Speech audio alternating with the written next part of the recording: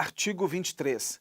A decisão administrativa, controladora ou judicial que estabelecer interpretação ou orientação nova sobre norma de conteúdo indeterminado, impondo novo dever ou novo condicionamento de direito, deverá prever regime de transição, quando indispensável para que o novo dever ou condicionamento de direito seja cumprido de modo proporcional, equânime e eficiente, e sem prejuízo aos interesses gerais. Você sabe aquela história de que você estava fazendo o que estava certo e todo mundo achava que estava certo, e um dia alguém chega e diz que está errado? Essa norma vai fazer uma mudança radical em relação a esse assunto.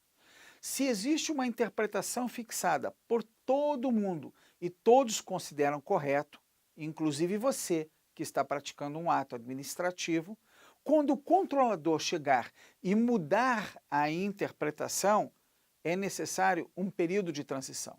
E vou dar um exemplo concreto para você. Na lei de licitações está colocado que o responsável técnico, na fase de habilitação, deve integrar o quadro permanente da empresa. Ou seja, quando uma empresa participa de uma licitação, o responsável técnico, lá, o engenheiro que assina a proposta, ele deve ser empregado permanente ou ele deve ser um dos proprietários da empresa. Pois muito bem, há uma certa época, depois de 1993, o Tribunal de Contas da União mudou o entendimento. Passou a considerar que essa cláusula do artigo 30 era muito restritiva à competição, pois só podiam participar da licitação aqueles que tinham empregados mais qualificados ou cujos donos de empresas eram mais qualificados. Então, o Tribunal de Contas da União passou a entender que podia haver um contrato com um profissional só para a época da execução do contrato.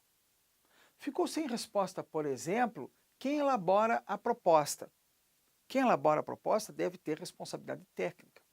Não é razoável que uma empresa apresente uma proposta e não responda pela proposta, ainda que ela possa contratar o profissional para executar o contrato depois.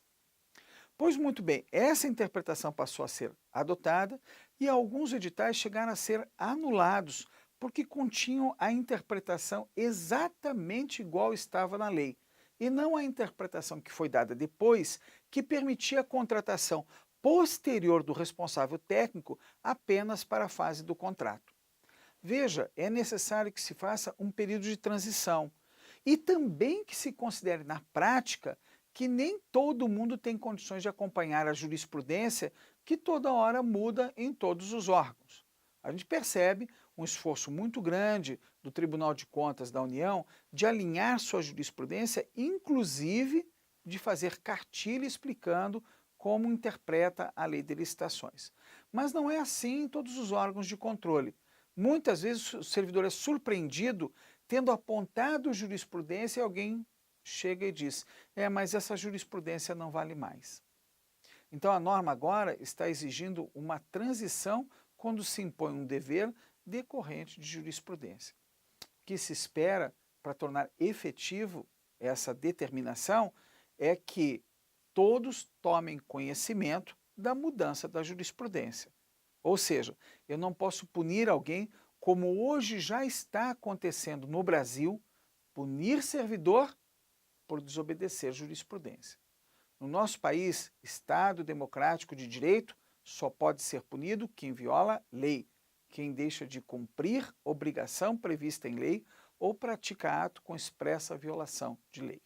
As interpretações decorrentes devem sempre ser colocadas com cautela, especialmente quando ultrapassam o texto legal. Continue acompanhando os outros vídeos desta playlist.